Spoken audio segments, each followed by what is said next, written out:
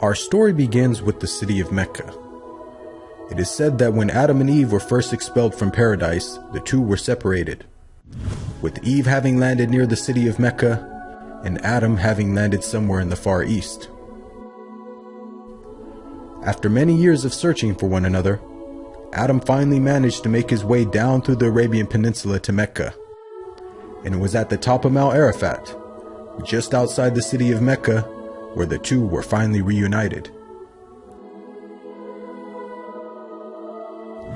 Mecca is also significant because it is considered the first place on earth that God Almighty was worshipped alone. And so, it was at that very spot that Abraham and his son Ishmael built the first house of worship for God.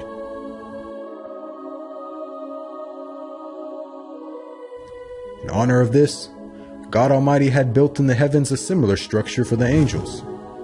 And it is said that every day, 70,000 angels come to that building to perform their prayers and then leave, intending never to return again.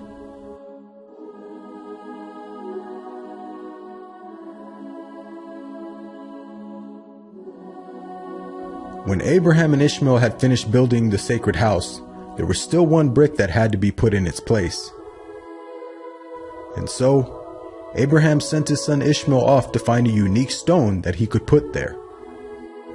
But God Almighty destined that the final stone that was to be laid would not be from the material of this world, but instead a stone directly from the heart of paradise.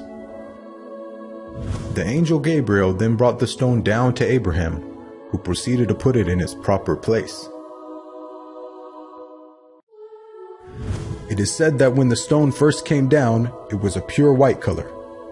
But due to the impurities of this world and the sinfulness of man, the stone slowly began to fade and eventually turned black.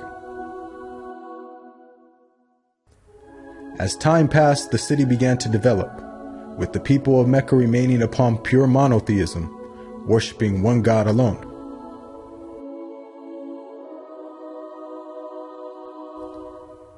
This despite the fact that their neighbors in Egypt, Mesopotamia, and the Levant had been practicing paganism for centuries. But this was all to change when a merchant by the name of Amr ibn Luhay had decided to conduct his business outside of Mecca. Amr then proceeded to journey northwards until he reached the lands of Levant. There, Amr would witness for the first time things like modern architecture, advanced literature, and of course, the practice of paganism. Amr was so impressed by all that he had seen that before leaving, he asked if he could take one of the idols back home with him. The people agreed, and so Amr took the idol and placed it along with the other goods and merchandise in his caravan.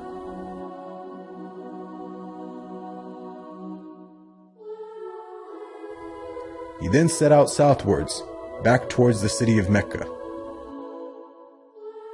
When Amr arrived back home, he immediately took the idol and placed it right in front of the sacred house. He then proceeded to tell the people that this was now going to be the God that they worship. Sadly, this concept faced little, if no resistance. And as time passed, the people began to worship more and more different idols, until it is said by the end of the 6th century, there were over 360 different idols surrounding the sacred house in Mecca.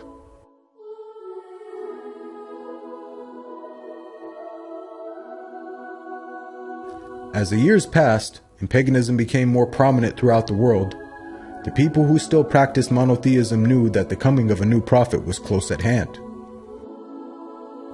And so, either through deductive reasoning or through interpretation of their holy text, many had concluded that the Arabian Peninsula was the most probable place God would send his new prophet. For at the time, the Roman Empire and the Persian Empire had extremely repressive governments and were hostile towards any type of rebellion, be it ideologically or politically. While the Arabian Peninsula, on the other hand, though also deeply mired in paganism, was a land ruled by tribal law and never had a real central government. As time went by, it appears that more and more people began to move down to the Arabian Peninsula to await the coming of the next prophet. And so, in the very land in which man first worshipped his Creator, and where Abraham built the first house of worship for God alone, it was there where God had destined his last and final messenger would emerge.